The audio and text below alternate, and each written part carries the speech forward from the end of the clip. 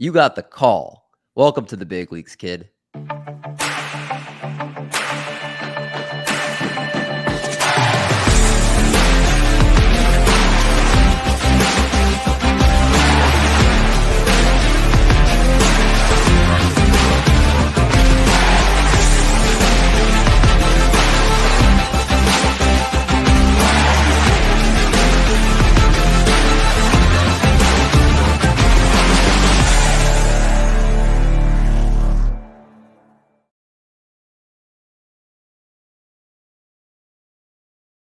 What's going on, everybody? Welcome back to the Call Up, presented by Triple Play Fantasy, Week 23, the GOAT number. We are here. Last couple weeks of the minor league season are underway, and we are sad, but we are also happy because so many great players are doing great things right now. Thanks again for tuning into another episode, everyone. D. Mendy joined by my co-host, Michael Richards, a.k.a. Baby Huey. What's up, Mike? Not too much, Mendy. As you said, week 23. Can't believe we've been doing it so long. There's actually 3 weeks left in the regular season once this comes out tomorrow. So it's go time for anyone that's in contention. It's now or never. But we brought another great guest on here. I was fortunate to meet this guy last week on the RotoWire pod with James Anderson. And he knows prospects. He knows dynasty. He's got a cool personality, so happy to have him here today. Yeah, I gotta say, his dancing, his pink shirt, so much stuff about him is giving me energy, giving me life. At 7:30 on a work night here. And without further ado, for those that are not watching on YouTube, I got to introduce our guest here. He serves on the fantasy team and hosts the Dynasty and Mailbag podcast for subscribers on the Prospects Live Patreon, in addition to contributing carefully crafted opinions in the written word form over for SP Streamer Beyond Baseball. Drew is a husband, friend, Dutch Hound dad, milk drinker. I don't like that part. Creed listener and league winner who lives in West Tennessee. It is the one and only Drew Wheeler. What is up, my friend? Thank you for that fabulous introduction. Very well said, and I'm so happy to be here with both of you. Thank you so much, Mendy and Mike. Mike, I appreciate the invitation and the kind words. I certainly said things on the RotoWire podcast with you and James and Drew Sperling. That was a great time, and I'm hoping that we can have an equally great time here tonight. I think we will. We're gonna have a great time. And again, Drew, your energy is infectious. I'm really mad this is the first time we've done a podcast together because I can see all the personality and the fact that you know baseball too. It's like a double-edged sword, or no, that's not the expression I want. It's like you get two for the price of one. That's that. There we go. We'll go with that one. I kind of like double-edged sword. I feel much more dangerous that way. Well, Drew kind of touched on it a little bit here. You do a lot of different things. Prospects Live, SP Streamer. You obviously have a lot of things just in your personal life here. If you were to claim your name to fame for one thing, if there's one thing that people don't know about you that you want to make sure people know, what would that be? I mean, the thing people probably know most about me is my unhealthy obsession with Seiya Suzuki. He's, I mean, admittedly speaking, one of the best baseball players of our generation. At me if you don't believe it, I'll be here sure to tell you why. Just a tremendous player. I kind of called his early season breakout in a piece for SP Streamer this year, and so since then, it's not really a meme because I really love the guy, but it's kind of devolved into memery as time's gone on. He's a great player. Love prospects. I really love the game. Just love baseball. Love doing this right here and talking to you guys and anybody anytime. So thank you for asking. Yeah, the Twitter header, I saw it. I was like, okay, no, I'm not. I can believe it. That's pretty cool, man. I love that. And I'm looking forward to what you're going to bring talking about these prospects here as we're looking for them to make their next steps up to the big leagues. And without further ado, let's kick it off. Let's go to our first guy here. And the first guy nominated here on the hitter side is Gavin Cross. And for those that don't know, he's an outfielder in the Kansas City Royals organization. Over the last 10 days, gotten over 400 batting average, 2 homers, a 14.3% walk percentage. And on the season, just very solid numbers in 135 plate appearances. So, Drew, what have been about him this just has people gushing over this young talent? Right offhand, I think Gavin Cross is a player that, initially speaking, players are probably going to get their first look at when it comes to their FYPDs, any kind of rookie drafts or fulfillment or those kinds of drafts where you fill in guys that aren't in your league yet. I think that he's going to be a player that you're really looking at as, right now, I would say eventually a top 100 prospect, but right now we're actually preparing our personal top 500 lists for Prospects Live, and I have Cross slotted in somewhere in the 50 to 75 range.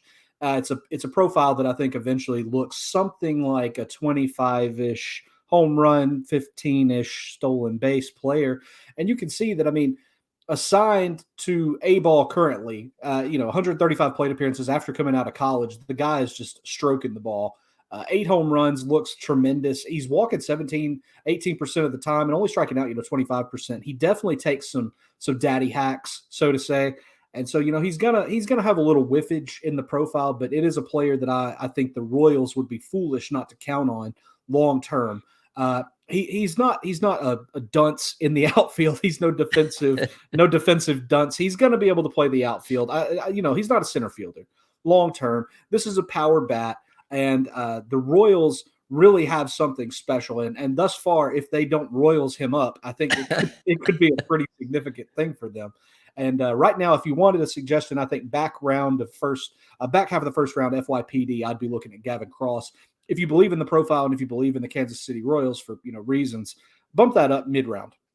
I love that. I feel a little more confident with the Royals because he's not a pitcher, and I know that that would make it even worse. But I love the fact that coming in hot from someone that many people have not heard about. He's so young. I think he's only played 29 games.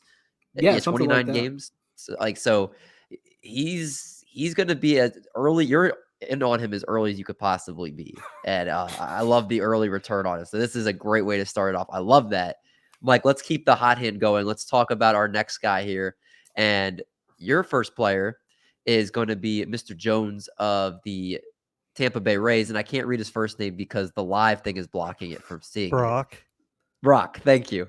Brock Jones, the Tampa Bay Rays over the last 10 games, 370 average, 4 stolen bases, also has 4 home runs. And on the season, 177 WRC plus, almost 20% walk rate.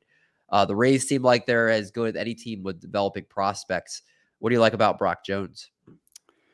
Yeah, like Drew, this is, I believe, the first time I've brought up a 2022 draft pick. And so that's why he's only got 86 plate appearances in an A-ball. But this is a guy who's a 2-sport athlete. He played special teams and safety as a freshman for Stanford. So there's some late bloomer potential here. Very, very athletic player. He does strike out quite a bit. As you can see, the 31.4% strikeout rate right now, but also the nearly 20% walk rate. And he's been productive. He's definitely got plus speed, with 11 steals and 86 plate appearances. He's gotten to the power. That's a question about how much power he's going to get into. But I think he has the skills. And once he gets going and starts playing baseball more full time, he'll unleash that. So really, it's going to come down to the hit tool for me. He projects for probably below average right now. But like you said, the Rays develop players. I could see this guy turning into like a Josh Lowe type player down the road, where you have the power speed element and you're just hoping that the strikeout rate stays in check, but there's value in fantasy. So definitely someone, I don't think he's going to be drafted super high in first year player drafts, but if you're after power speed in a college player, I think this is a nice target. Brock Jones is a nice target for sure. And again, somebody in very early, as he's only right now in A-ball. And do you think this is somebody here, Mike, that could be someone that gives you like a 2020 type of thing in the big leagues? Is that kind of in his range of outcomes? Yes, I do think that's potential. I don't think scouts necessarily see 20 home runs in his bat at the moment, but I do think he can work his way into that because of his skill set and his body, his athleticism. The speed's definitely going to be there. So, but yeah, I definitely see him being a double-digit home run guy with 25, 30 stolen bases down the road. Love that. It's a great name to know, Brock Jones. This next player we have talked about, I think, once on this show before, Adael Amador, shortstop for the Colorado Rockies. If you look on YouTube, his last 10-day stats necessarily aren't going to jump out at you. A 225 average, 367 OBP, 325 slug, only 1 homer and 1 stolen base. The one reason I did want to highlight him as player of the week for the hitter side that I was watching. On September 11th, he had a home run. He also scored 3 runs in that game. And he also had, I believe, an 87th walk of the season at that point. So what's significant about that is his 3 runs helped him reach 100 runs on the season, which is only the second time in the Fresno history that that's happened. And his 87th free pass tied him for the most walks in a season for the Fresno Grizzlies. So he's setting records right now, doing a bunch of different ways for the Fresno Grizzlies. And it's not like he's without prospect pedigree. He's the number 3 prospect, according to MLB.com, behind Zach Veen and Ezekiel Tovar.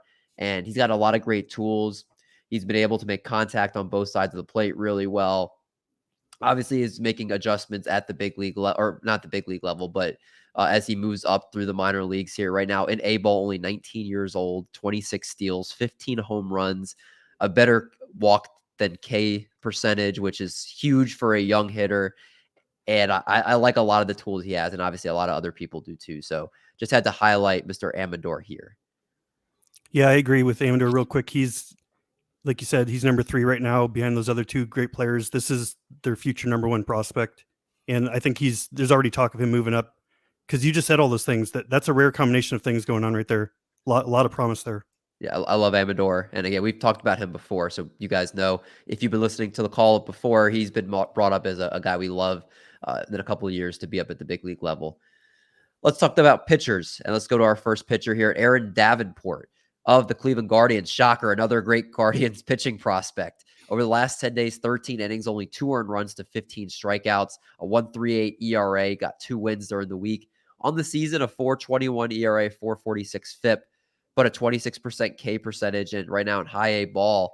Drew, this is a Cleveland pitcher. We talk about a lot of the other ones, like Gavin Williams comes to mind, and a bunch of other ones that many people are starting to be more familiar with. But Davenport is maybe a name that others haven't heard. What should we know about him?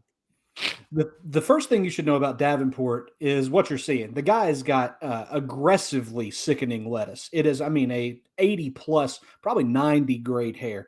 Just tremendous. Beyond that, though, beyond the aesthetics of the guy, this is probably the best pitching prospect that nobody knows. And I'll say that with pride, and I'll air high five Matt Thompson, co-founder of Prospects Live. I know he's agreeing with me here.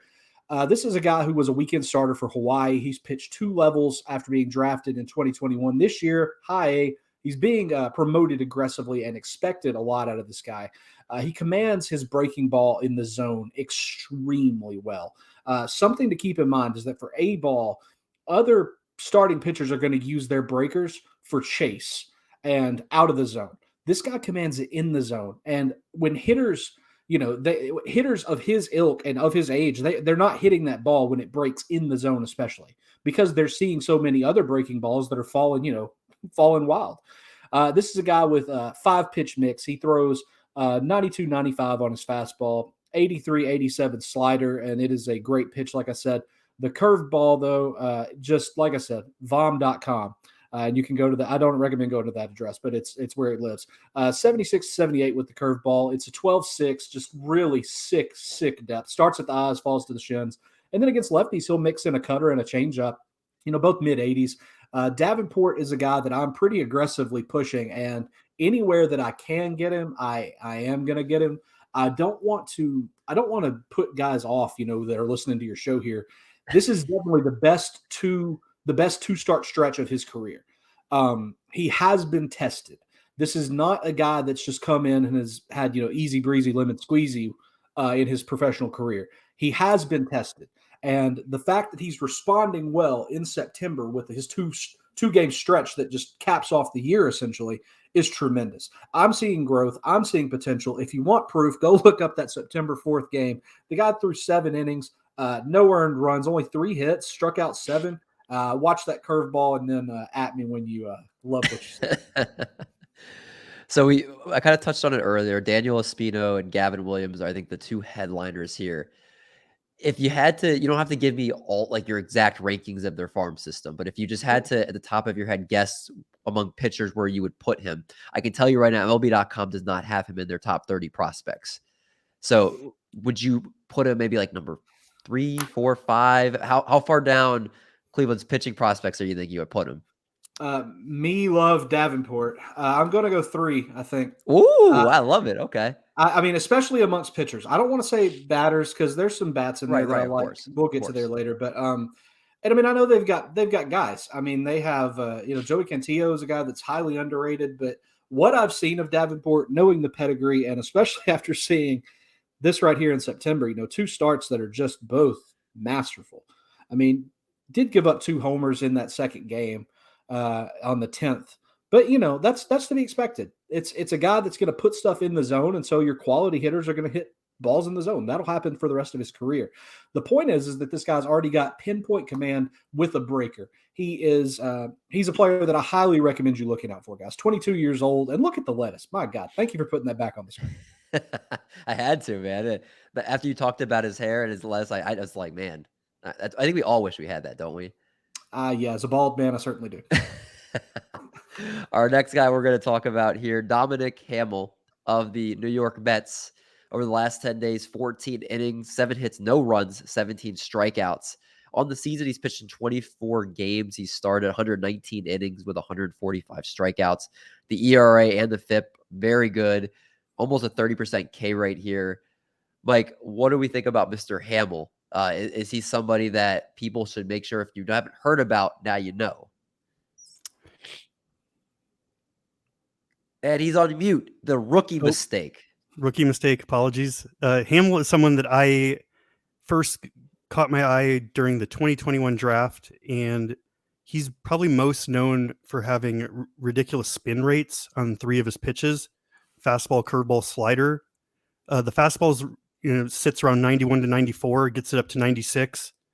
But he's going to be a StatCast darling as far as his pitches go when he moves up. I'm actually kind of surprised he hasn't been moved up to AA yet this year, but the Mets are showing that they're a really strong team. Obviously, having a pitcher in their organization, if he's able to get into the rotation eventually, that should lead to a lot of wins and strikeouts for him. So he's definitely someone that I like long-term. He's not one of the guys who has the monster fastball, but 4 pitches, command as usual is the issue, but he's showing decent command. He needs to get that walk rate down a little bit, but everything else looks really nice. And I don't think he's going to take a long time getting through the upper levels. Like I think we might even see him next season in the major leagues. Oh, I like that. Mike doesn't usually make those types of predictions. So when he does, you make sure you listen. So again, just for the name, for those that might have missed it, Dominic Hamel of the New York Mets. Really quick, I'll touch on here. Someone I think we've also talked about on here once or twice. That is Brennan Pfaadt of the Arizona Diamondbacks, right-hander. Last 10 days, 8 innings, 4 hits, 2 earned runs, 11 strikeouts, a 2.25 ERA, and a 9.90 WHIP. I'm going to try not talking too much because fighting a little cold here. 155.1 innings, 204 strikeouts on the season.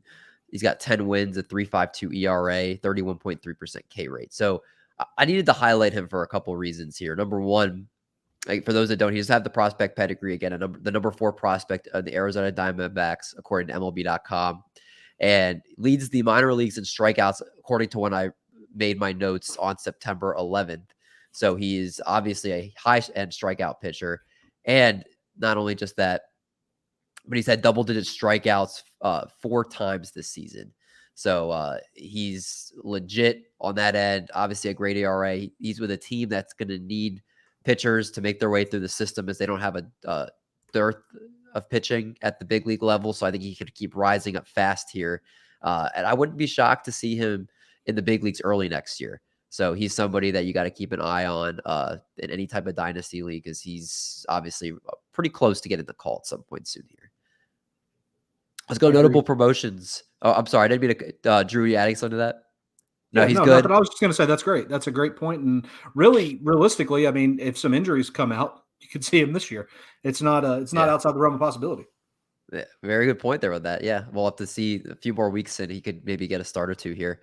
Let's go notable promotions really quick. A couple notable promotions that were just called up. Mark Vientos, a power hitter, third baseman for the New York Mets. He got the call. And Alec Burleson, outfielder of the St. Louis Cardinals, also got the call. So 2 guys getting a chance to make some noise at the big league level. Let's go to now our prospect watch.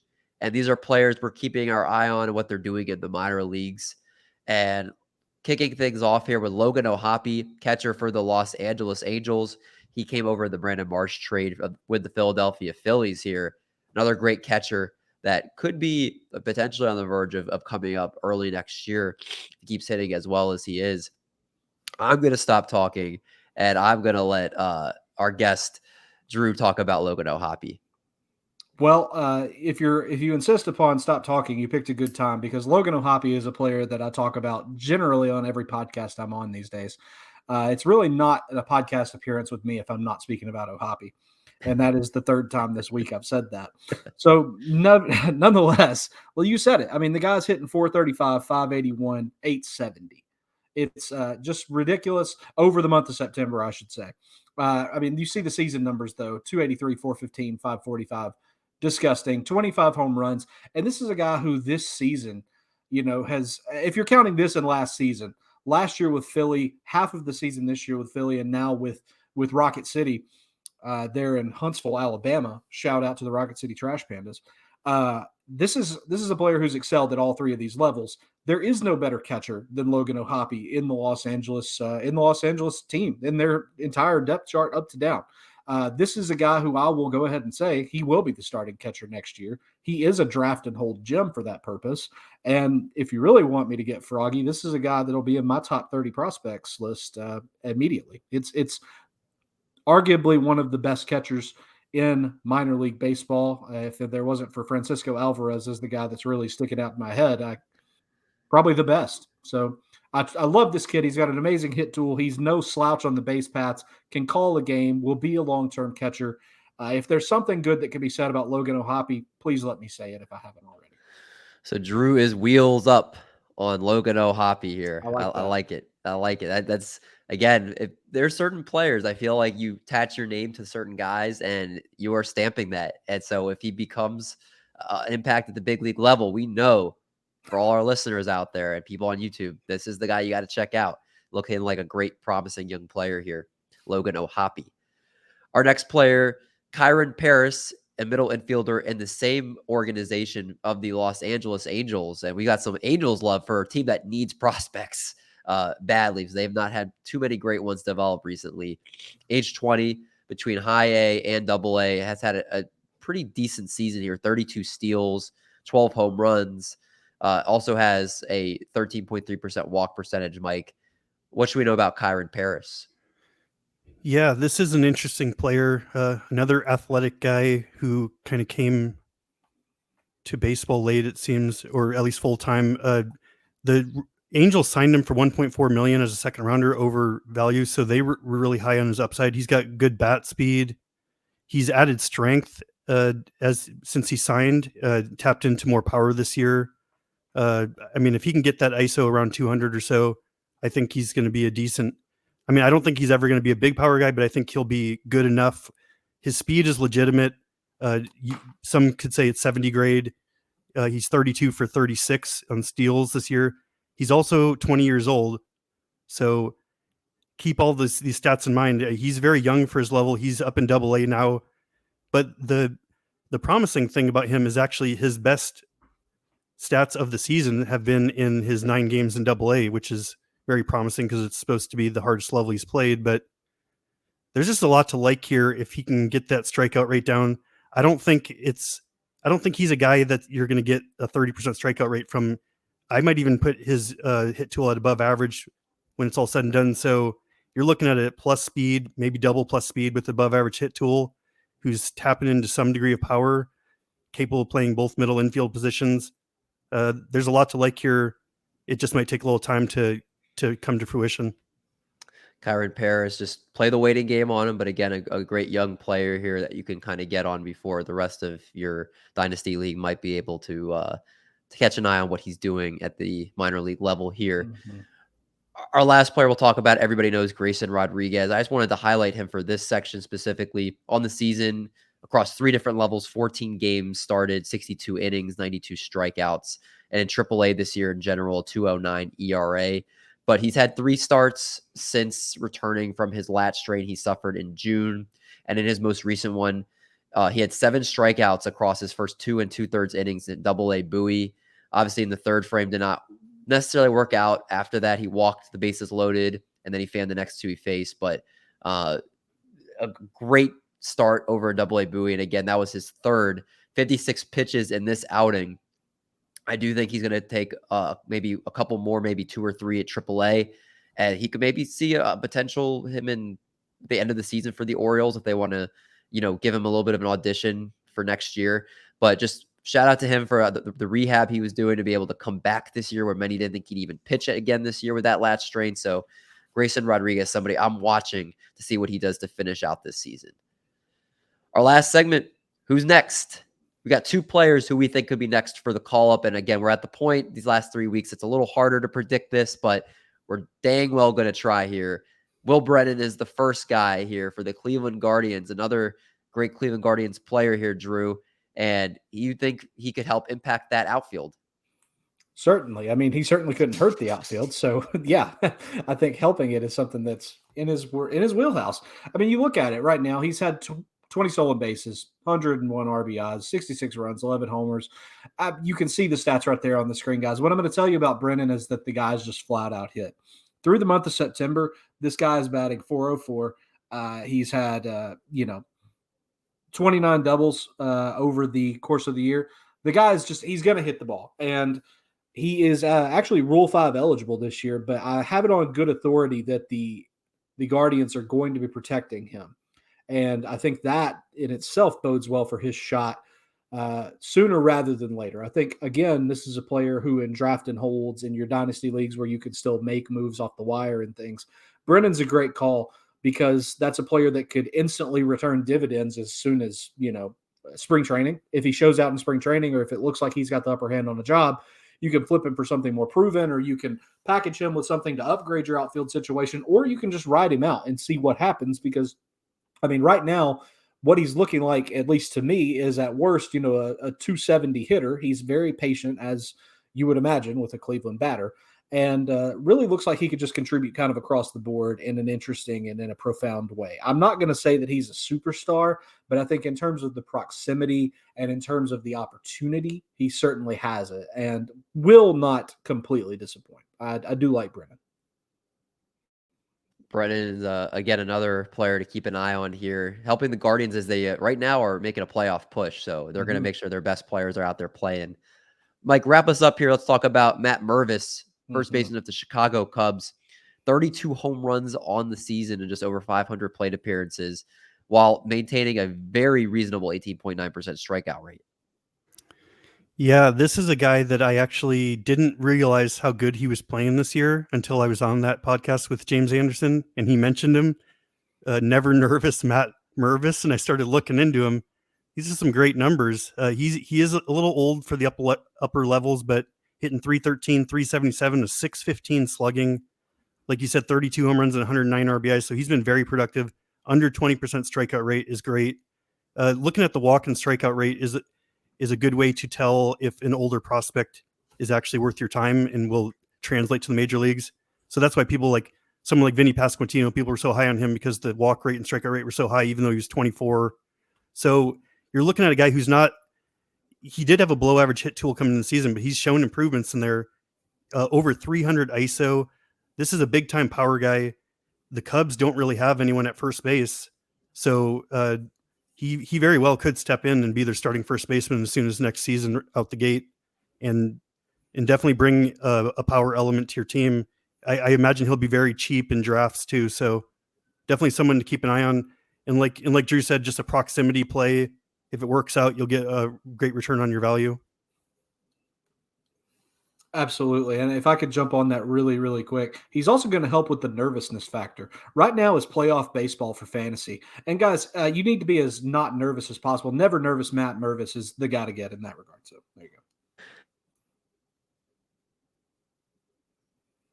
I love how you snuck that nickname in there. That was perfection. I got to give James credit on that, but I love Mike bringing it up as well because that was clutch, man. Great reference there. Matt Mervis there. Again, the last one here for this episode. And as we wrap up here around the 30-minute mark, we like to give it to you guys in a TV show-like fashion. Short, sweet, come in for the best parts here. We hit that throughout the show. and of course, give our guests a nice little sign out here. So, Drew, thank you so much for hopping on with us, and we appreciate you joining the call up. Please plug all the great stuff you're doing and where people can find you on Twitter. Oh, that's so sweet. And thank you guys again for having me. Thank you for the invitation to come on and speak. Like I said, thank you very much for asking. If you're so inclined for whatever reason, you can follow me on Twitter at Drew is okay, where I often share my thoughts on the game and have other musing on life with the occasional prospect dive analysis or just trolling Eric Cross. I like to do all those things. I love that. I also recently released some Dominican Summer League prospect rankings for our patrons to read that piece, as well as gain access to amazing tools such as RoboScout, the Daily Sheet, and 6 bonus podcasts a month, which are hosted half the time by yours truly. It's $5 a month. So if you are so inclined, if you want to spare a cup of coffee a month, I'd love to have you over on the Prospects Live Patreon. And you guys do an amazing job here. This is a great, great show, and I'm so, so honored to be on. Thank you both for having me. Oh, we loved having you, and I'm not bullish when I say I hope we can have you on many more times, because that was a blast. You have the personality, the knowledge. It's a dangerous blend when you put it together. So appreciate you joining. Make sure you follow Drew at Drew is okay on Twitter, but he's far from okay. If you've listened to the episode here, make sure you follow Mike at MP Richards 1981, who right now, I'm not jinxing him because it's been the fact that he's been able to keep riding in first place. We're going to keep rooting for him to stay in first place in TGFBI, in a league that has tons of great fantasy analysts, industry people. Just keep rooting hard for Mike there. And make sure you follow the show on YouTube at The Call Up and listen to it on the podcast feed every single week. But for that, we're going to sign off here for week 23. We will see you guys for week 24 of The Call Up next week.